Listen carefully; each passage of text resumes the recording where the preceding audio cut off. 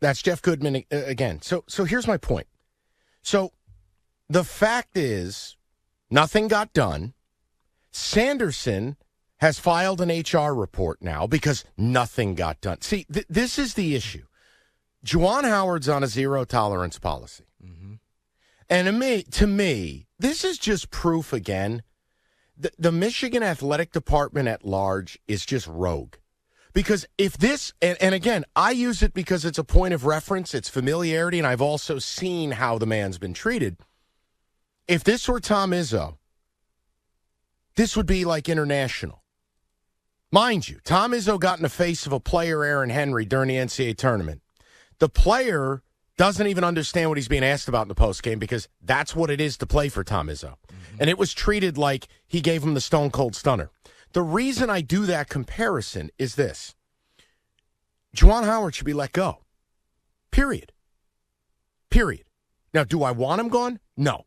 Your program's in tatters. I hope he's there forever. If Harbaugh gets an extension, as Rico calls it, make it BOGO. Keep Juwan. But the point I'm making is, maybe that's what Ward is doing, working on it. Right. Well, let me tell you what this feels like. I'm not reporting this. I'm telling you what it feels like from the outside. Michigan wanted to do what they do best, cover stuff up. Make it disappear. We're doing an investigation. Don't ask about it. Local papers will just rifle a few AP stories, and eventually Juwan would, quote, step away for health reasons. The fact of the matter is, I've seen this guy threaten to kill another coach. I've seen this guy punch another coach. Just, you know what the easiest thing to do is? You're fired. Mm-hmm. We gave you reprieves that coaches don't get in 2021, 22, 23. You're gone. Right. And Martelli's a stud. Guys, I swear to you, I know I'm a nerd, but yes, I love Phil Martelli. And I followed his career at St. Joe's and the Big Five, and, like, he's an awesome coach. I don't understand, Rico, how Michigan continues to just go rogue with their athletic department and just no rules apply.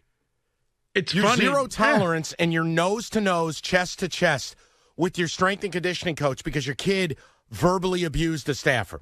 What are we doing? You're out. You're not worth the trouble. You're not worth the trouble. No, that's it right there. Mike, it's zero tolerance, which means you don't need an investigation because if Michigan is like any other facility, there's cameras there. There's cameras all around. So I don't need to rely on people's memory of what happened. Pop in the tape. Oh, there it is. It's zero tolerance. Juwan, you've been warned after the last fiasco. We're not going to put up with this again. We covered for you. We stood up, and you promised not to do this. You took the anger management classes. Apparently, they're not working. Don't understand this at all. Mind you, he got kicked out of a game he wasn't even coaching 2 weeks ago. Yeah. And maybe it's because enough. Maybe it's because he's coming off of the heart surgery that they don't want to seem cruel, or you fired a guy fresh off of surgery. But this is where Ward does what they want to do, Mike, and Michigan does. And what are you going to – what, the media's going to push back and yell at them and reprimand them and actually report a story? No, it's just fascinating. And I'm not angry. I genuinely don't care. My team stinks too. I just make a point.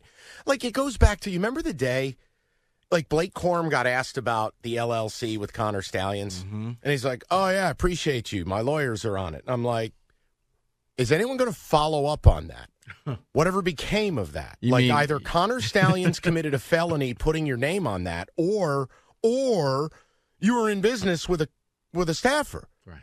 And no one ever follows up. And you're just like, how does all of this work? You mean like the running back that never went to the Holocaust Museum?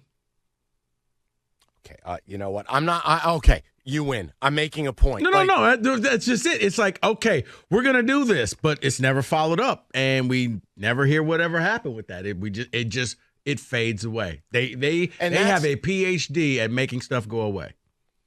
Yeah, I mean, I guess more power to them. And the Juwan thing. Look, for the 10 Michigan basketball fans that are out there, I don't even know if they want the guy anymore.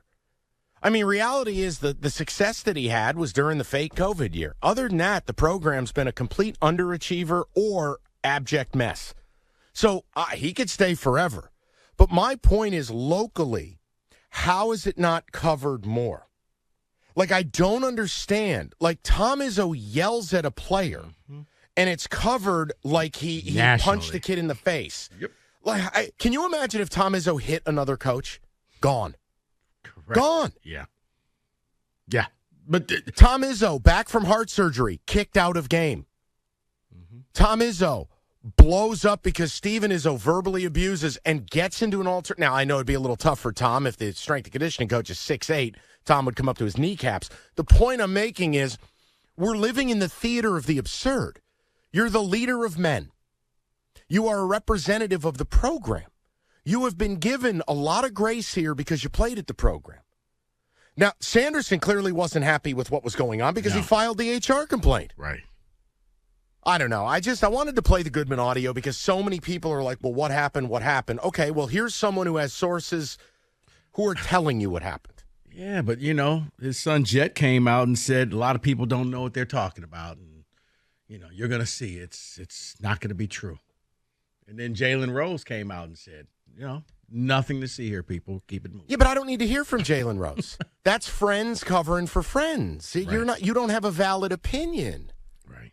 Well, so the fact that your friend had to come out and say that tells me that there's probably something there. Yeah, as people were saying it's nothing, and then he tweets that out. It's like, okay, well, you just made it something. Right.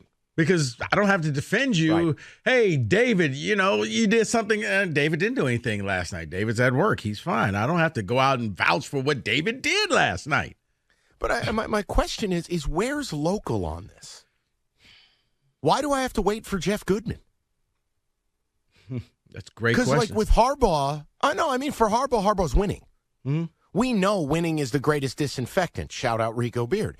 But Juwan's not winning. Right. But Juwan, I think, not good. Mike, I think most of your writers are focused on writing football stories and not basketball. That right now, you're on a national title run. People want to read about the Rose Bowl. They want to read about how pretty you are. They want to read about Harbaugh's this close to signing that extension. So I got you $1. Right. Well, I would suggest multitasking then. I don't know. It's kind of a story. But here's the thing. They got a game this Saturday. We'll see if Juwan is there because Coach Sanderson didn't make the trip to Iowa. Said nope, not going. No, he's filed an HR claim. Right. He can't be around there. Right. But the idea, and again, you're better with Martelli, guys. Take it from a Sparty and a college hoops guy. Like, Martelli's the goods. Mm-hmm. He never should have been run out of St. Joe's. Yep. Martelli will bring back. It'll be like the days of Beeline where all of a sudden players are going to start getting a lot better. I wanted to just play that for you, catch you up, little one-segment deal. If you have thoughts on it, we'll take some calls. But definitely want to get back into the Lions and the Pistons. Oh, boy.